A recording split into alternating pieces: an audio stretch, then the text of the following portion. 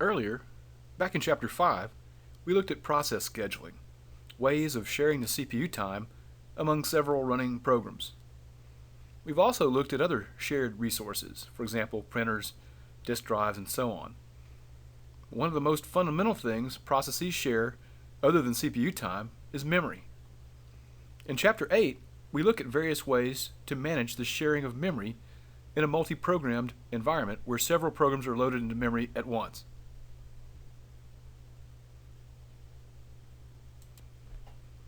There are several types of memory in a system: optical disk, magnetic tape, semiconductor ROM and RAM, cache, registers, and so on.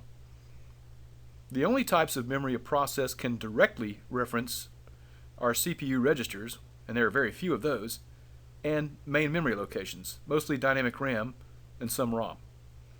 We cannot execute directly from secondary memory, or disk. We have to load that information into RAM first before we can execute. The idea of cache memory is to speed up the effective main memory access time transparently to programs. Protection of memory is important. We don't want processes accessing each other's memory, except in the case of deliberate, explicit sharing, as we saw in the previous chapter.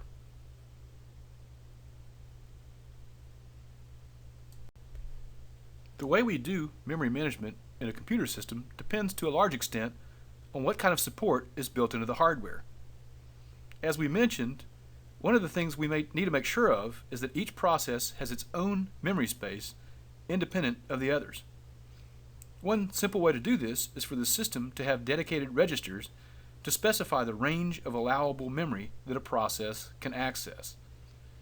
Here we see an example where there's a base register that points to the lowest numbered main memory location that a process can access, and a limit register which tells how much memory the process can access. So the access range for the process is from base to base plus limit. The base and limit registers must be initialized by the operating system because these are privileged operations. On each memory access, the hardware must check to see if the address is in the allowable range and trap to the operating system if it's not. The operating system itself runs in kernel or supervisor mode, and so it can access all memory.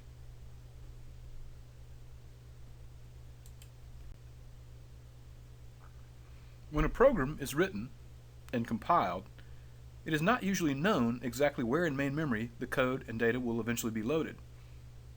The programmer usually makes symbolic references, for example, by using variable names. The compiler or assembler converts these into addresses that are relative to the start of the code or data space. Ultimately, these relocatable addresses need to be mapped to actual absolute addresses in memory so the program can execute. This can happen at various times. It can be done at compile time. However, it's unlikely we can do it all at this stage unless it's a very simple system, for example, an embedded system that has only one or very few programs in it. It can happen later at load time. The linker generates relocatable addresses which are bound to absolute addresses by the loader when the program is placed in memory. Or it can be done even later at execution time.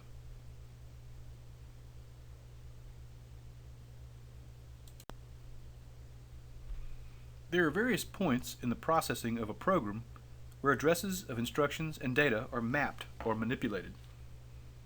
Symbolic names used by the programmer are mapped into code or data offsets relative to the beginning.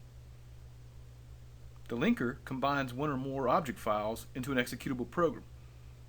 It may also use a static library file or files there. The loader maps executable files and any system functions into main memory. While running, a program may load library calls dynamically. In Windows, these would be calls to dynamic link library functions in DLL files. In a Unix system, these might be calls to .so or shared object files.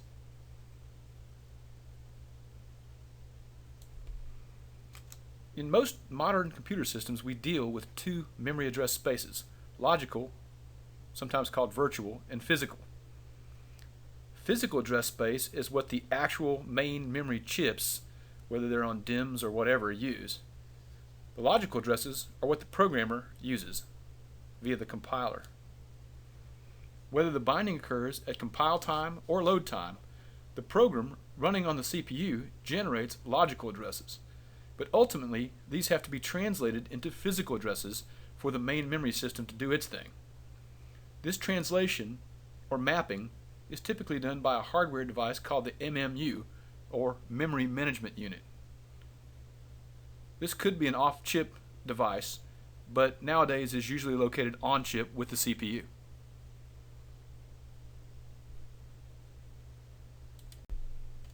What is the MMU? It's a hardware device that maps virtual or logical addresses into physical addresses. There are various schemes that can be employed to do the actual mapping.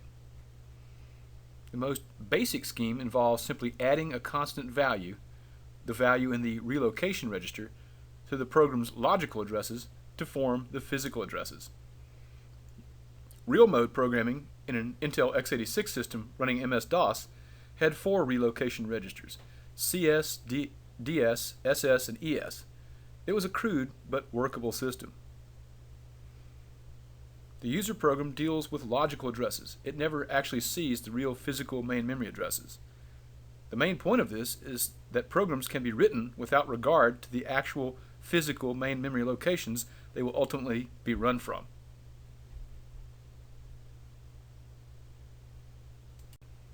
Again, the program references addresses within its own space that are relative to location 0 and go up to some maximum. These get mapped to absolute locations, r plus 0 to r plus max.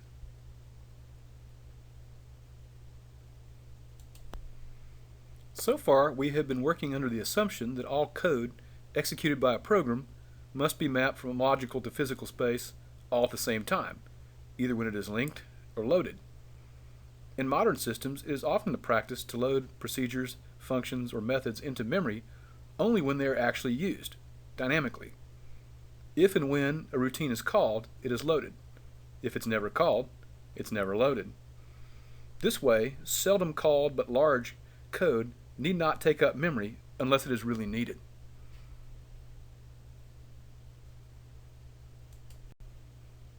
A further extension along these same lines is dynamic linking. Not only the loading, but the linking as well is postponed until runtime. Some operating systems support only static linking. The system libraries are treated just like any other object module, and references to them are resolved at link or load time. Most modern operating systems also support linking to system library functions at runtime. A stub is linked in statically. It tells how to locate the appropriate system routine and replaces itself with the address of the routine and executes it. If this routine is called a second time, it will execute directly. These routines, again under Windows, are typically located in DLL files or in Unix systems in SO files.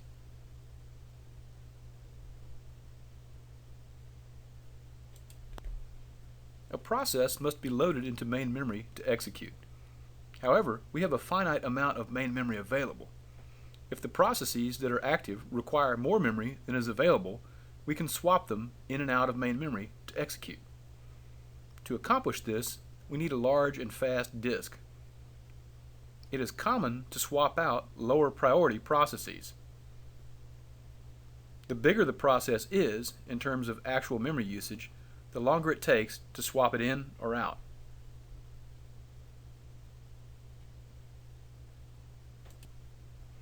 Almost all modern operating systems employ some version of swapping, since main memory is finite and secondary memory is usually much larger than main. If few processes are running and main memory is large, then swapping is not enabled. But if many processes are running and main memory is full or getting close to full, then swapping will be used.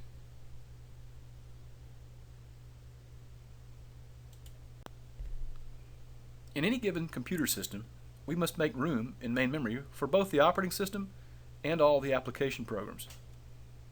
One simple way to do this is just to split the memory space into two, not necessarily equal size, partitions, and give the upper part to the operating system and the lower part to user programs, or vice versa.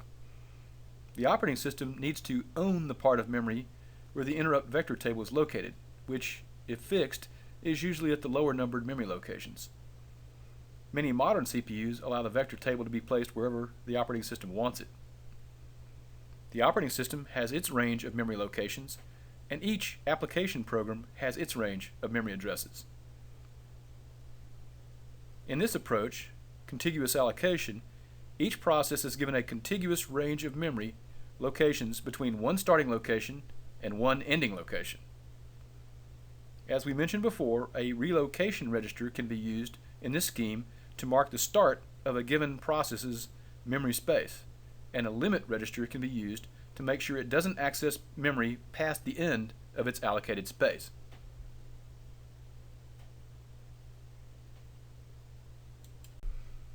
Here we see the translation of logical addresses into physical addresses. The logical addresses are in the range of 0 to the contents of the limit register minus 1. If the logical address is greater than or equal to the value in the limit register, then the program has tried to access memory that's not its own, in which case we trapped the operating system. After that, we simply add the beginning location in memory to the logical address to come up with the physical address. So how do we divide up the user memory space among multiple processes? One simple approach is to divide the available memory space into fixed size partitions and assign each partition to one process. Thus, the degree of multiprogramming, in other words, the maximum number of active processes, is limited by the number of partitions.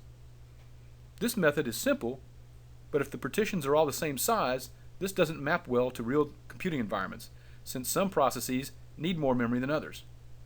So, in practice, almost all operating systems allow the partitions to be variable in size. This solves the issue of different processes needing different amounts of memory, but introduces its own complications.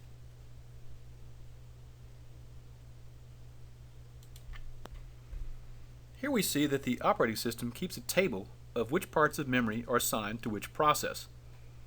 Over time, various processes are loaded, run, and eventually terminate, whereupon their allocated area of memory is freed up and made available to be assigned to another process. When a process terminates, it leaves a newly vacant area of memory that we call a hole. These holes will be of various sizes.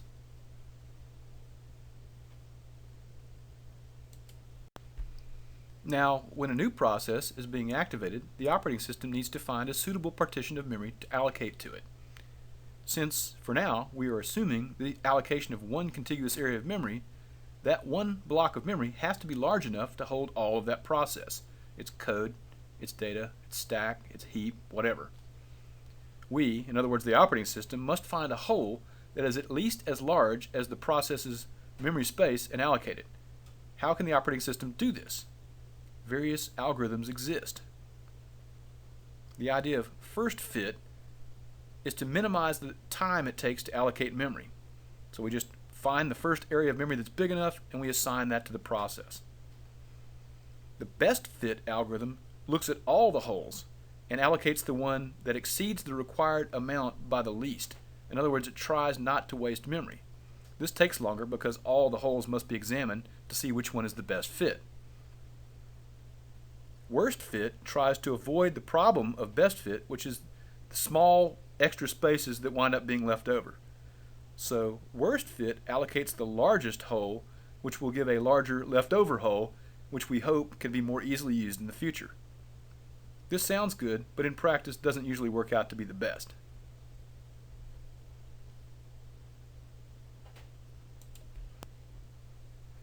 Fragmentation, in general, refers to wasting some memory space due to the way we partition it. Both first fit and best fit tend to suffer from external fragmentation due to the small leftover memory holes that collectively might be enough space for another process, but individually are too small to do us any good. As our book says, the wasted space can be as much as 1/3 of the total.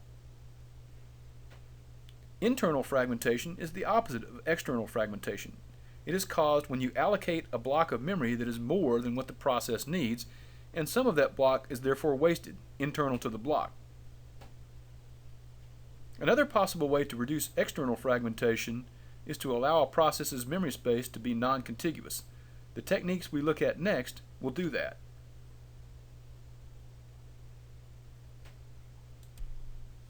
Paging is an approach to memory management that allows a process's memory space to be non-contiguous.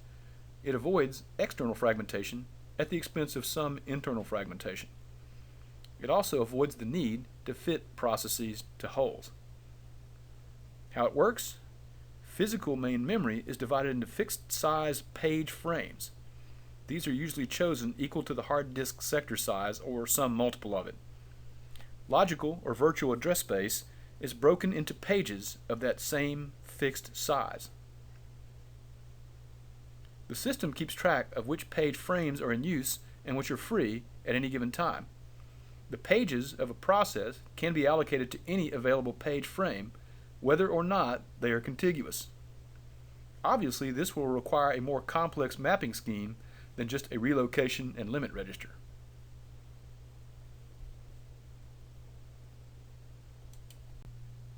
Because each page is a fixed size of 2 to the n bytes, it takes n bits to select a location within any given page. If the program has access to 2 to the m total bytes of memory space, in other words, its logical space, then the total number of address bits it needs is m. So we can consider each address referenced by a process as being divided into two fields, as we see here. To take a numerical example, if the page size is 1 kilobyte, or 2 to the 10th bytes, and the logical address space is 1 gigabyte, or 2 to the 30th bytes, then the 30-bit address is partitioned into 20 and 10. The lower bits, in this case 10, identify a logical location within a page, or, equivalently, a physical location within a page frame.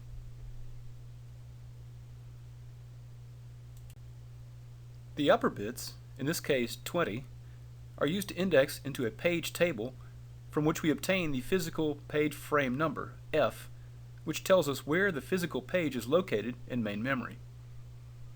The page frame number bits, F, are concatenated with the offset into the page frame, D, to form the address used by the main memory hardware. Notice that the physical memory space, which is 2 to the F plus D bytes, may be either larger or smaller than the logical memory space, 2 to the P plus D bytes, depending on the system. Usually P is greater than F, but not always. Here is a simple example of how addresses can be mapped in a system that uses paging. Here, a process has 4 pages worth of virtual space. Each virtual or logical page has an entry in the page table from which we obtain the physical page frame number. Notice that even though the logical pages are contiguous, the physical page frames don't have to be, and in this case, aren't.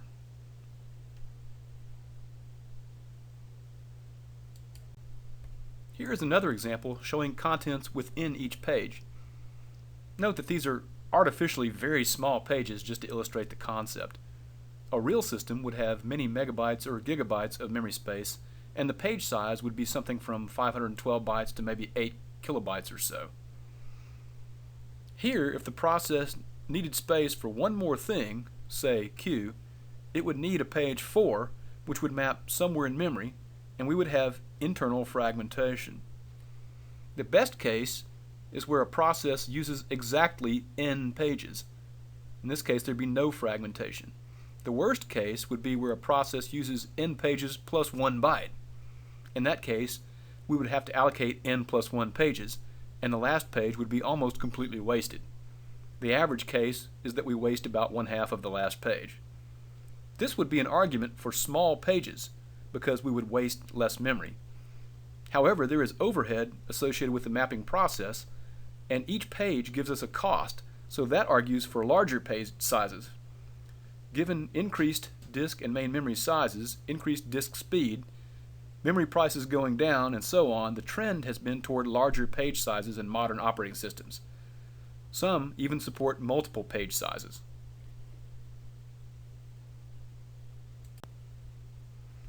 The operating system must keep track of which physical pages are free at any given time, and which ones are in use, and for which process, and which page of that process.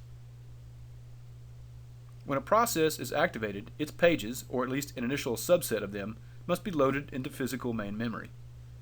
it is allocated page frames from the free list, and page table entries are created by the operating system, which associate the page numbers with the frame numbers. The user program views its memory space as contiguous, although actually its pages may be scattered all over the place. Hardware support is needed to carry out the mapping.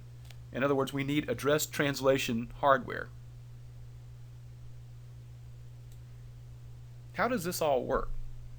The page table itself is large. It resides in main memory. The page table base register is used by the operating system to keep track of where in main memory the page table is. The page table length register is used by the operating system to keep track of how much memory is used for page tables. Page tables can grow as more processes run and access more memory space. The problem with the paging approach is that in this scheme, every time we go to memory to access a piece of data or an instruction, we have to have two memory accesses, one for the page table and then one to access the data or instruction itself. This effectively doubles memory access time, or cuts memory speed in half. So what do we do about that? All modern general purpose and high performance computers contain a memory management unit, or MMU, that is a hardware unit that assists the CPU with address translation. The MMU has an internal cache called the TLB, or Translation Look-Aside Buffer, that stores recently accessed page table entries. If a given page has been recently accessed and its entry has been obtained from the main memory page table, this will now be cached in the TLB, and future accesses to the same page won't need the double memory access. Some TLBs store address space identifiers, or ASIDs, in each TLB entry. This identifies the process that's associated with that. If this is not the case, then we would need to flush the TLB on a context switch when we change to a new process.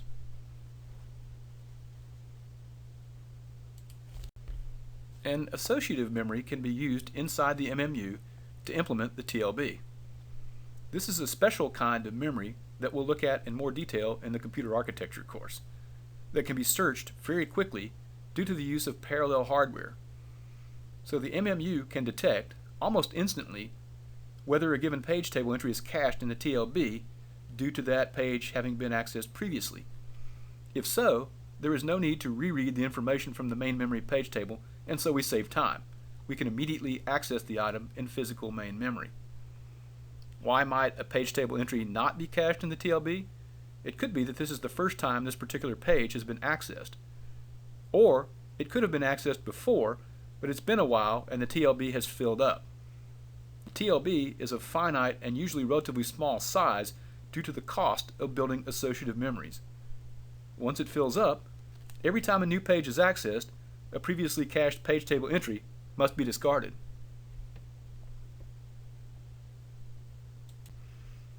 Pictorially, the procedure of address translation in a paged virtual memory system looks like this. The TLB is checked first. If a hit is found, in other words, it did contain the needed page table entry, then good. We can proceed with access to the physical location immediately. If a miss occurs, in other words, the information we need is not cached, then we have to take the time to access the page table first, then access the desired information from physical main memory. So what does this scheme do to memory system performance? A paging system will always be slower than one that does not translate memory addresses. We use paging for its other advantages. Speed is not one of them. But how much slower is memory due to the translation process? The answer is not much slower if the TLB is fast and if it contains the page table entry we need the vast majority of the time. To analyze performance, let's assume that looking up something in the TLB takes epsilon time units. And for the moment, we'll assume that memory cycle time is 1 microsecond, although that would be very slow by today's standards. For any cache, we can define the hit ratio, which is the fraction of the time that the thing we're looking for is found in the cache. We're going to symbolize that here by alpha. And we want to figure out what the effective access time is. By the way, alpha will always be between 0 and 1 inclusive. In this case, hits on the TLB take us 1 plus epsilon time to access memory and occur alpha fraction of the time. Misses take us 1 plus epsilon time and occur the remaining 1 minus alpha of the time.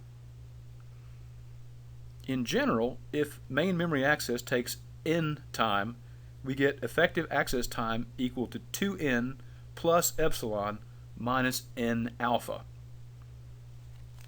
So if we assume that n is equal to 1 microsecond and epsilon is 0.1 microseconds and alpha, the hit ratio, is 0.95, we get an effective access time of 2 times 1 plus 0.1 minus 0.95 times 1, or 1.15 microseconds per memory access. In other words, we would be 15% slower than with no paging. To take some different numbers, as you see here, if n were 0.1 microseconds, epsilon were 0.005 microseconds, and the hit ratio was 0.99, then the effective access time would come out to be 0.106 microseconds, which would only be 6% slower than access with no paging. So you can see that the relationship between n and epsilon, and also what alpha is, can have a considerable impact on the effective access time.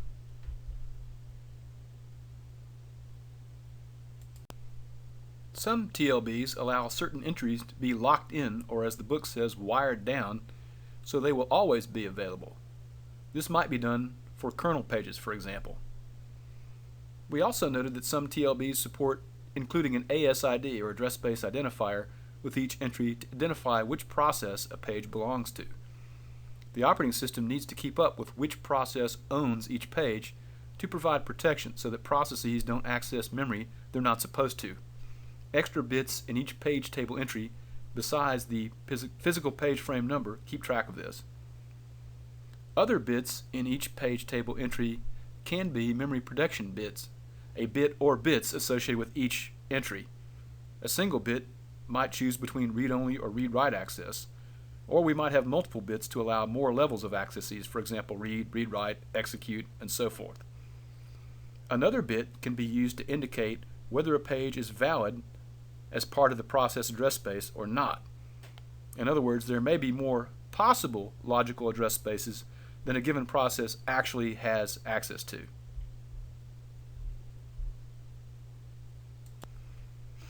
In this case, there is potentially 8 pages worth of address space for each process, but this process is only allowed 6 pages worth of space.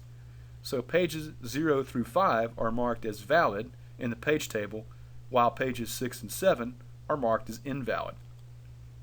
Any attempt by a process to refer to page 6 or 7 will cause a trap to the operating system for a memory access violation.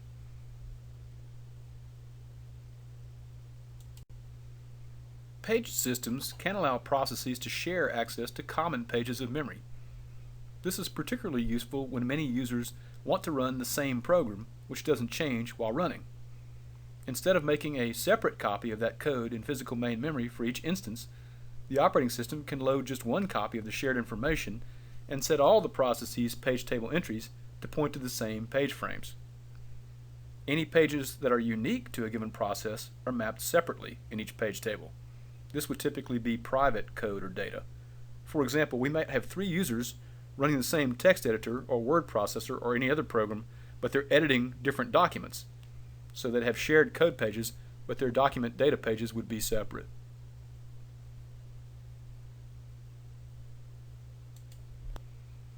Here, all 3 processes, P1, P2, and P3, use the same 3 pages of code, but each has its own separate data page. In systems that support inter-process communication via shared memory, they would need to provide shared access to readable and writable data pages also. So far, we have assumed that the page table was just one table, one long list of logical page numbers for each process, with each entry containing the corresponding physical page frame number, along with some additional information such as the ASID, access control bits, a valid bit, and so on. In real systems, especially modern ones with gigabytes of main memory, it's usually not quite that simple.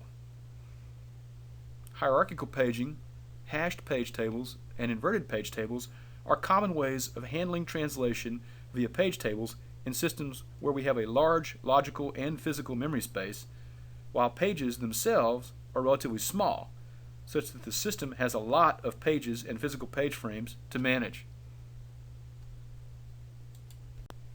Hierarchical paging comes about from just that motivation.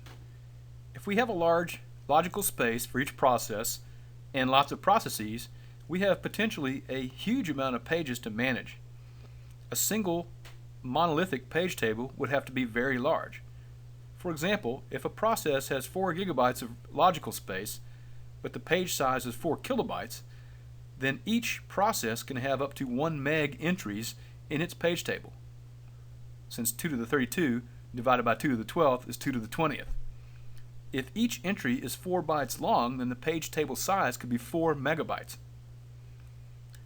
So, under hierarchical paging, instead of one big page table, we have 2 or more levels of page tables. That way, instead of one huge table, the operating system can manage several smaller ones. Higher level tables can contain pointers to lower level tables, and only the lowest level table contains the actual page table entries, with the physical page frame number, access control bits, valid bits, and so on.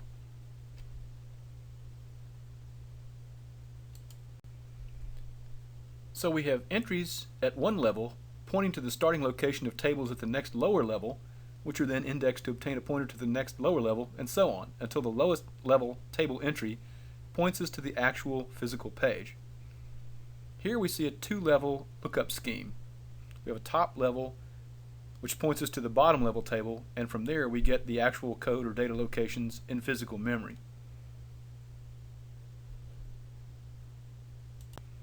When we have hierarchical page tables, the way we handle this is to break up the page number bits, the upper part of the logical address, into fields. In this case, we break them up into 2 fields, giving us 3 bit fields total. Remember that the bits on the right are the offset within a given page. To take a numerical example, let's say we have a 32-bit machine which allows us to address 4 gigabytes of memory space, or 2 to the 32 bytes. And let's also assume that the page size is 1 kbytes, which means that our page offset is going to be 10 bits. Our upper part of our logical address would normally be 22 bits, but here we're going to break it into 2 fields, 12 bits followed by 10 bits. This allows us to access each level of the tables separately. So the overall logical memory address is still 32 bits, but we treat it as 12 plus 10 plus 10. 12 bits to index the first level of tables, another 10 bits to index the second level of tables, and then 10 bits to concatenate with what we get out of it.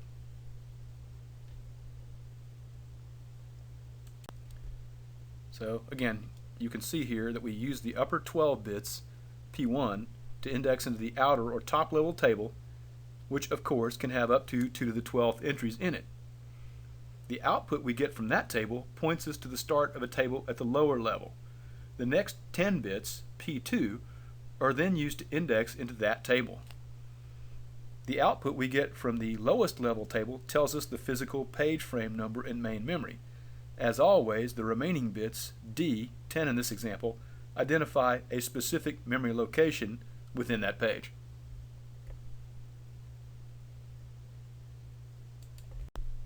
For systems with large logical memory spaces, we may wish to divide the page number into more than 2 fields to keep the size of the individual tables down. We can have 3, 4, or more levels of hierarchical page table lookups. This example shows how we might replace a 2-level hierarchy with 3 levels. This particular system uses 64-bit addresses with 4 kilobyte or 2 to the 12th byte page size. The main problem with a multi-level hierarchical structure like this is that translations, and therefore access to memory, are slow. With a single level page table, each reference to a memory location requires 2 memory accesses, one to read the table and one to access the data or instruction. With a 2-level scheme, 3 accesses are required. With a 3-level scheme, 4 accesses are required, and so on. Being able to cache page table entries in the TLB helps, but TLB misses can be very costly.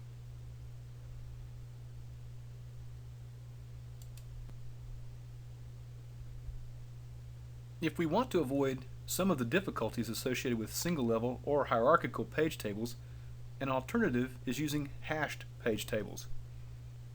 This is frequently done in systems that have large address spaces, say more than 32 bits, because the size and or the number of levels that are used in other types of page table structures can become unwieldy. The idea here is that instead of using the entire unmodified logical page number to look up into the page table directly, which would result in very large page tables, it is passed through a hash function first, and the hashed value is used to index into a table. Since the hashed index consists of fewer bits than the original logical page number it was derived from, the table can be smaller. But, as with any hash table, we have to allow for the possibility of collisions. In other words, multiple logical page numbers may hash to the same location in the table.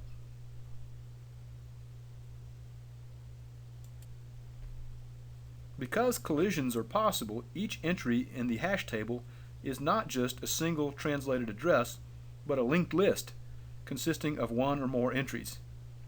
Each entry contains a logical page number, the associated physical page frame number, and a third field that is either a pointer to the next item in the list or a tail pointer that marks the end of the list. The logical page number of the first entry is checked for a match, and if so, the physical page frame number from that entry is used. If not, the linked list must be traversed until the match is found among the collided entries.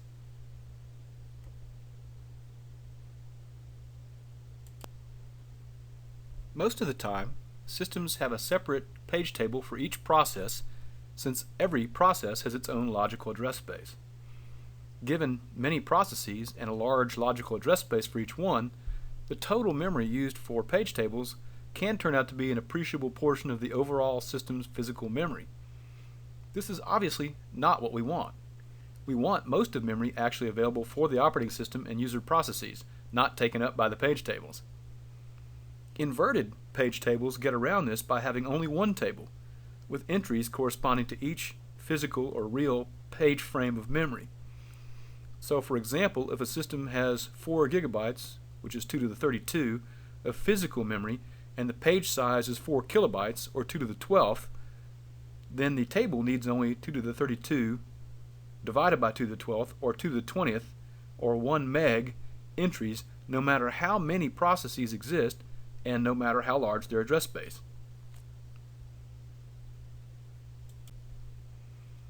Now, of course, this comes with complications. Using normal page tables, either one level or multi-level, is very straightforward. You start with a logical page number and map it to a physical page frame number. Here, we are actually doing it in reverse, hence the inverted name, because the tables map a physical page frame number back to its associated logical page number. The first difficulty is that logical page numbers are not unique. Several processes may have the same logical page numbers, so we have to store a process ID with each entry to be able to tell which process's virtual page or logical page is located in that physical page frame. Another difficulty is the lookup itself. We might have to search the whole table, since what we have is the logical page number, not the physical page frame number, which is what we need. To avoid really expensive table lookups, we need to use a hash function to narrow down the list of table entries to check. Of course, this adds its own overhead to the process in terms of the hash table lookup. But even with these disadvantages, for systems with very large memory spaces, for example 64-bit systems like UltraSPARC and PowerPC, this is the approach that is used to do the page mapping. Segmentation is an alternative way of mapping logical to physical addresses in a system as opposed to paging. It is software-oriented rather than hardware-oriented, although it still needs hardware support in the form of an MMU. Paging is hardware-oriented in the sense that the page size is chosen based on hardware considerations. For example, the size of physical memory, the size of the logical space, the size of disk sectors, and so on. These factors have little to nothing to do with how programs actually use memory. programs use memory for various things. The main program, called functions or methods, data structures, stack, heap, and so on.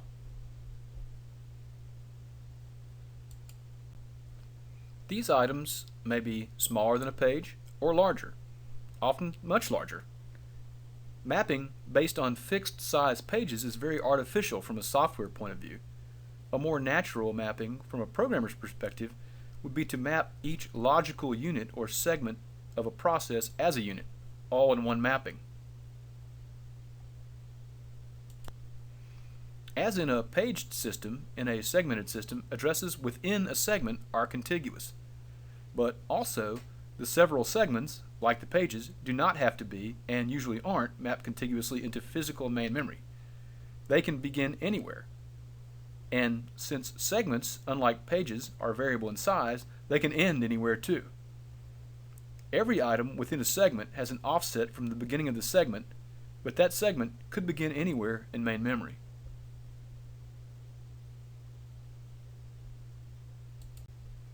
Instead of thinking of addresses as a page number and an offset into that page, we can think of a logical address as a segment number and an offset into that segment. Analogous to the idea of a page table is, of course, the segment table. Logical segment numbers index into the table in much the same way as logical page numbers index into a page table. From the table entry, we get the starting location of the segment in physical main memory. The length of the segment may also be stored to keep accesses from going past its end location. The same kind of hardware registers in the MMU define the location and length of the segment table. We have an STBR and STLR that are analogous to the PTBR and PTLR.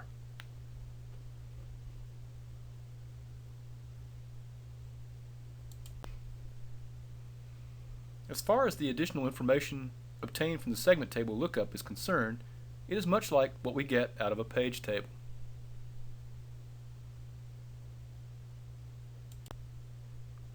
Note that since segments can start anywhere, the base addresses in the segment table are complete addresses, not just the upper bits, as in a page table entry.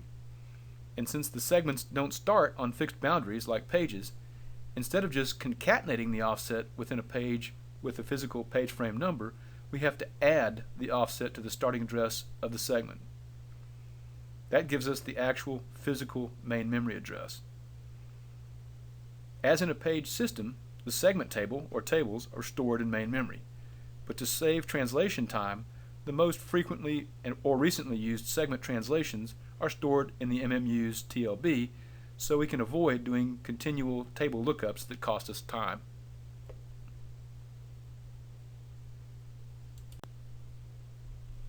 Either way we get it, whether it's from a table lookup in memory or from a hit on the TLB, the physical main memory address is formed by adding the segment base address to the offset within the segment. The advantages of segmentation are that there typically are fewer segments to map as opposed to pages.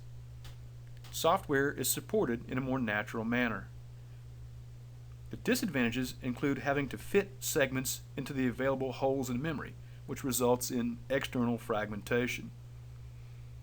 Loading a segment is also more complicated than loading a page due to the variable size. Mapping it is a little more complex too. The advantages and disadvantages counterbalance each other, so some systems use segmentation and some use paging. This concludes the material we'll cover from Chapter 8.